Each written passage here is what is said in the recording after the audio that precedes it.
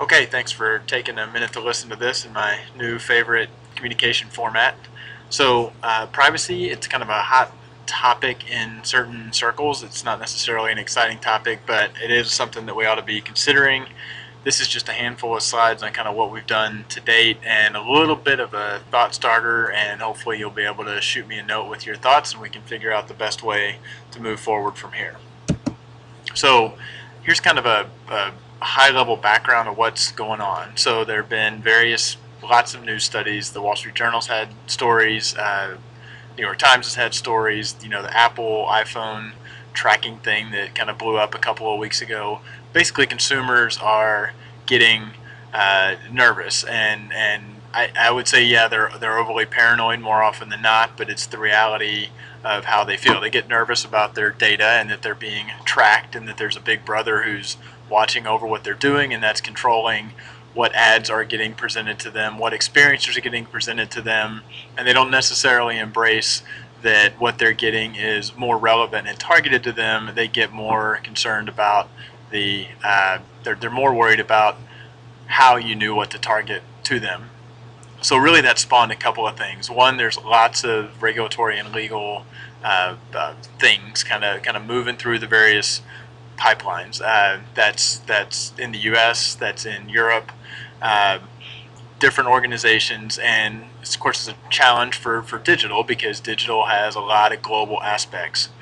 So then separately, there's kind of a separate thing that when Apple, gets, I guess, call it caught, they weren't necessarily doing anything wrong or bad, but some of the spin started to be out. Wow, Apple's tracking exactly where you're going if you have an iPhone, and that can kind of blow up on a brand. So continuing down this left side, the two questions around the regulatory and legal is what's the risk for resource, and what's the risk for our clients. Uh, on the brand front, there kind of goes to the not so much the legal risk, but what is the consumer perception risk? And the question is, are we going to get asked what is the best practice? And our brand's going to ask us, and what is our answer? And are they going to expect us to know and have a strong position and some guidance that they can take and run with? So that's kind of the high level landscape.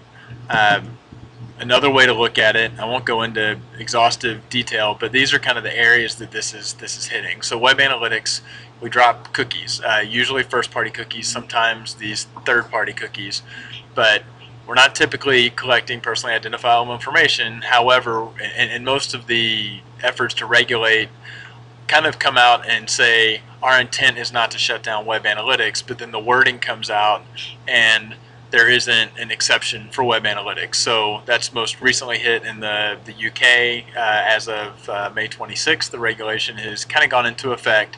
They've admitted that they can't enforce it immediately, and they're not even really sure exactly what the requirements are going to be. But those do, as written, the regulations say if somebody hasn't opted in to having you drop a cookie on their machine and track their activity on your site, even if it's anonymous and aggregated, then that's a no-no. You need to have them opt in. Mobile, we headed down this path a few months ago, specifically trying to kind of get some data from carriers, and there's lots of things, and that's kind of what blew up for Apple is what type of tracking is allowed. When it comes to social, you've got Facebook's kind of the one that's getting the most sort of scrutiny, and they've had a few hiccups, and that's one where you wind up with Facebook as a quasi-regulatory body. They've got their terms of service. They're a little bit ambiguous. We ask for clarification. We do we stay on the good side when we ask for clarification, but we never know when they're going to shift what their perceptions or shift what their regulations are. And then you've got iMedia, and behavioral targeting and retargeting really are kind of getting painted as the bad and evil thing in a lot of the press articles, that they're tracking you across sites. Now there's kind of the more nefarious where it's you're tracking across sites and you're kind of letting others use that data, but gets a little blurry. And I'm not saying right or wrong. That's really kind of what some of the is driving a lot of this is specifically around retargeting and behavioral targeting. And then when we talk about the connected consumer journey, and we know consumers are moving across channels, and we know that we can add value to them by being aware when they're moving across channels. But that's the sort of thing that also makes consumers very nervous, and we've got to be clear on what's the value that we're adding to them. So that's kind of over here on the right saying, gee, and then you start trying to track across channels, you get really nervous consumers. And then, as I mentioned, we've got the U.S. has some activity going on now, both the FCC as well as there's some legislation kind of being floated in California that's a little scary. It's far from making it into law, but it would be disastrous if we were trying to manage this at the state level. You've got the EU, which is kind of like the federal-state relationship, in that the EU is pushing out kind of regulations and then leaving it to the countries to kind of interpret and strictly and enforce. And that's where the UK is kind of the latest that's trying to do that, and have put a date with when their regulations and their version and guidance is going into place. There's not a whole lot of chatter right now around Asia Pacific or even other countries. The Canadas, LATAM. Where are you? But those are out there, and we don't know what will come on those fronts. So that's just I don't think this is by any means comprehensive.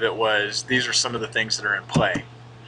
So to date, we've actually talked to RI Council and said, our first blush is we don't think RI is directly exposed. So I mean, that's good news, but that doesn't mean we want to just kind of say, okay, we're good, let's move on down the road. Nobody really knows when countries will have solidified regulations and when they will start enforcing. The UK has, I think, come out and said, we're rolling out this regulation, we will not be going after anybody for a year, which seems like a long time, but it's also a short period of time. And then there's this, does it have to be a company based in the UK, a website in the UK, or is it a visitor who goes to a site that allows them to go to it in the UK? That's what makes this all messy. And then finally, there's a lot of chatter around kind of hand-wringing and what does this mean and how are we going to deal with it. I have not seen anyone really take the lead to actually deal with it. The Web Analytics Association has tried to deal with it kind of more from an ethical perspective, but simply having things like codes of ethics, which all the RI analysts have actually kind of signed the individual Web Analytics Association code of ethics for data collection.